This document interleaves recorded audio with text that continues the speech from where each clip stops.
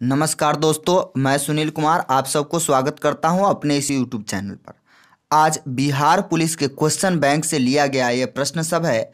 Bihar police का जो question bank से हिंदी का प्रश्न है वो आज का सेट है 9/12/2012 सेकेंड सिटिंग का, फर्स्ट सिटिंग का। इसे पिछले वीडियो में मैंने डाला था और आइए इसमें चर्चा करते हैं बारी बारी से प्रश्नों के।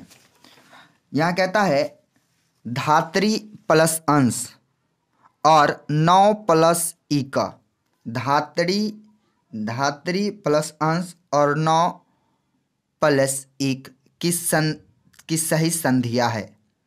इसमें दो ठो दिया हुआ है, तो पहले पहला को देखते हैं, धात्री प्लस अंश। तो देखिए धात्री प्लस अंश बनता है धात्रांश। हालांकि सेट में मैंने देखा इसका आंसर जो कि गलत है, धात्रांश बनता है। देखिए यह बनता कैसा है, यहाँ से जब धात्री प्लस करते हैं तो यहाँ से त्रि मतलब री निकल जाता है और यहाँ से अ निकल जाता है। हम जानते हैं कि री के बाद अ आता है, तो ये अर के रूप में र के रूप में री के बाद अ आता है तो र हो जाता है, तो इसीलिए यहाँ पर हो जाता है त्र। तो ये आपको यन संधि में मिलेगा कि ई का य, उ का व, री का र, लरी का ल हो जाता है। तो यहाँ धात्रांश हो जाएगा। तो सबसे पहले देखिए कि धात्रांश ऐसे किस में लिखा है, पहले समझिए, थोड़ा सा समय का भी बचत हो जाएगा। पहला को देखिए, हमको लगता है एक ही में धात्रांश लिखा है, इसका राइट आंसर हो जाएगा यही। लेकिन फिर भी चेक कर लेते हैं, मेरा दायित्व तो बनता है चेक करना, लेकिन राइट आंसर इसका यही है 9 जोड़ इक्का। देखिए ये तो हो गया यन संधि का उदाहरण, और ये देखिए 9 9 कहने का मतलब है अ प्लस ई। हम जानते हैं कि अ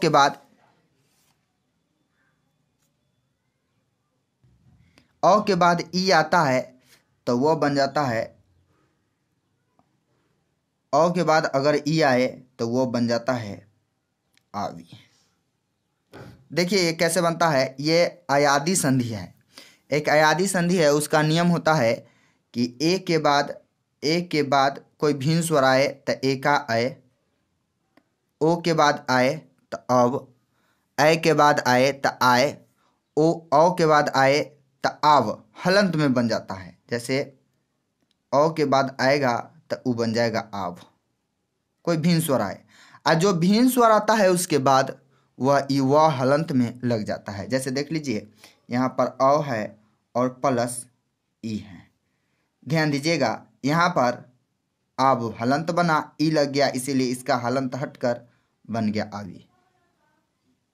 यहाँ है इसीलिए हो गया नाविक। इसका राइट आंसर ए है। आगे की ओर बढ़िए, कहता है यह लड़की बहुत सुंदर है। वाक्य में लड़की शब्द क्या है?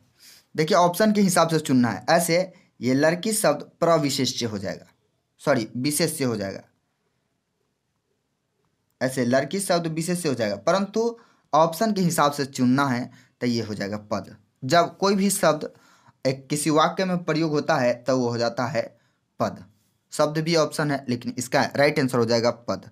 अगर इसमें विशेषण कहता तो सुंदर हो जाता विशेषण, और सर्वनाम कहता तो यह हो जाता सर्वनाम, और क्रिया विशेषण पूछता तो यह है आपको क्रिया विशेषण हालांकि नहीं दिया है, लेकिन अगर पूछता विशेषण के विशेष प्रविशेष से पूछता तो बहुत हो जाता। चलिए आगे की ओर बढ़ते हैं। अगला प्रश्न कहता है आ बैल डैश डैश अपूर्ण लोकोक्तिया का सही अंश है। इसमें भरना है कि क्या भराएगा, तो कहता आ बैल मुझे मार, यह हो जाएगा। ये लोकोक्तिया का रिक्त स्थान है। गुरु का स्त्रीलिंग रूप बनाने वाला प्रत्यय क्या है? हालांकि हिंदी का प्रत्यय है ही, तो गुरु का आइन हो जाएगा, गुरुवाइन हो जाता है। अंशुमाला जो है समास का विग्रह सहित भेद है।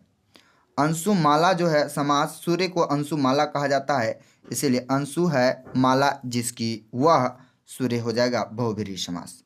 और चलिए समास के बारे में थोड़ा सा चर्चा कर लेते हैं फिर से। बहुव्रीहि समास जिसका न पूर्व पद प्रधान न बाद वाला पद प्रधान बल्कि कोई अन्य या तीसरा पद प्रधान होता है उसको बहुव्रीहि समास कहते हैं। तत्पुरुष समास जिसका बाद वाला या उत्तर पद या अंतिम पद प्रधान होता है तत्पुरुष समास कहलाता है। कर्मधारय समास में समान विभक्ति लगती है, जिस तत्पुरुष समास में समान विभक्ति लगती है उसको हम कर्मधारय समास कहते हैं। द्वंद्व समास जिसके दोनों पद प्रधान होते हैं उसको द्वंद्व समास कहते हैं। द्विगु समास जिसका पहला पद संख्यावाची हो द्विगु समास कहते हैं। नए समास जो नकारात्मक या निषेधात्मक हो उसको नए समास कहते हैं। अगला कहता है इनमें कौन संबोधन का शुद्ध रूप है? इसका सी आंसर हो जाएगा। देखिए यहाँ भाइयों है, बहुवचन दिया है, यहाँ बहुवचन कैसे समझेंगे? अनुस्वार दिया हुआ है। बहनों दोनों जगह नहीं लगता है, एक ही जगह कहीं लगता है और अंतिम वाला में लगता है, इसीलिए इसका राइट आंसर जो है सी हो जाएगा। अगला प्रश्न कहता है नी उपसर्ग से बने शब्द का समूह। हालांकि आपकी किताब में मेरे अनुसार गलती दिया है, इसका सी हो जाएगा। राइट आंसर जो है सी हो जाएगा इसका। निरोध, निवार, नियुक्त। देखिए उपसर्ग और प्रत्यय में अंतर पूछ देता है। उपसर्ग जो है किसी शब्द या धातु के पूर्व या पहले जुड़ता है, ठीक। प्रत्यय किसी भी शब्द या धातु के बाद में जुड़ता है, उसको हम प्रत्यय कहते हैं।